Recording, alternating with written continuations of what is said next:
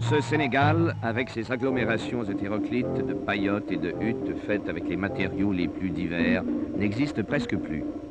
Il disparaît à un rythme accéléré pour faire place à un pays tout nouveau et riche qu'un gouvernement responsable édifie sous le signe de l'indépendance.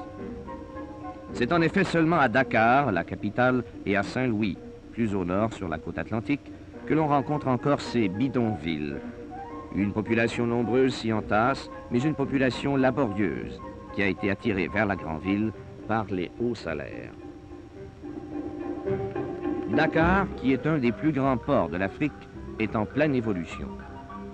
Le tonnage qui y est débarqué et embarqué, et qui atteint plusieurs millions de tonnes, n'a fait qu'augmenter au cours des 10 dernières années.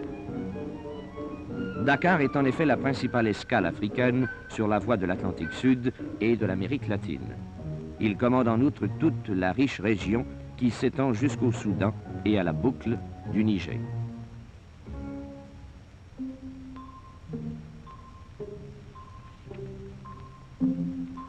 La capitale du Sénégal est au reste une des plus anciennes cités d'Afrique.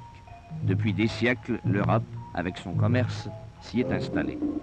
Il suffit de parcourir le centre de la ville, dont les édifices rappellent ceux d'une grande ville de la province française, et où l'on retrouve des bâtiments d'une architecture semblable à celle de certains quartiers d'Alger.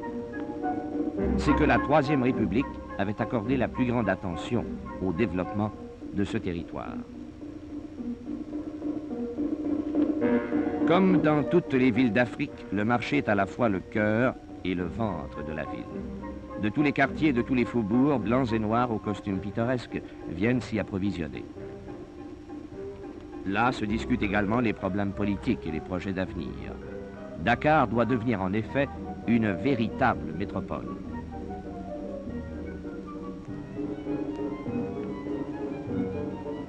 De grands immeubles ont été construits. Ils abritent les services du gouvernement, les ministères, les sièges des grandes banques et des sociétés. Et leur architecture, très moderne et parfois américanisée, surprend un peu sous la lumière éclatante de l'Afrique. Tous les plans d'urbanisme ont été établis en fonction du développement futur de la capitale sénégalaise et de l'accroissement constant de la population.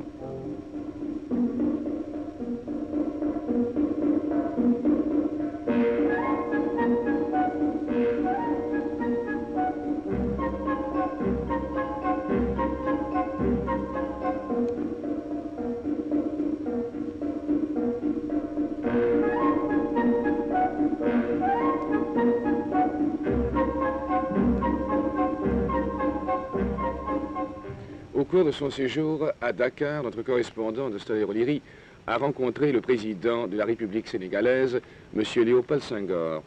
Celui-ci, tout en étant un des personnages politiques de premier plan de l'Afrique noire, est un romancier et un poète de grand renom. Notre reporter l'a interrogé sur le rôle des États africains de langue française. On peut dire que le tiers de l'Afrique est francophone, peut être francophone. Je pense donc que ces États de langue française peuvent jouer un très grand rôle en Afrique à cause même des vertus de la culture française. La langue française est un instrument admirable de méthode, de clarté, de précision. Or, vous le savez, il suffit de penser bien pour parler bien et surtout pour agir bien. La langue française a une sorte de vertu de catharsis. Elle nous permet de mieux voir dans nos pensées. Je pense donc que les États de langue française peuvent jouer un grand rôle dans le développement de l'Afrique. Je ne veux pas dire pour cela qu'il faille abandonner les vertus traditionnelles de l'Afrique noire, notre négritude. J'ai souvent exprimé l'idée qui m'est chère, que toutes les grandes civilisations sont des civilisations de métissage culturel, et je pense que c'est ce métissage culturel qui fera la grandeur du Canada.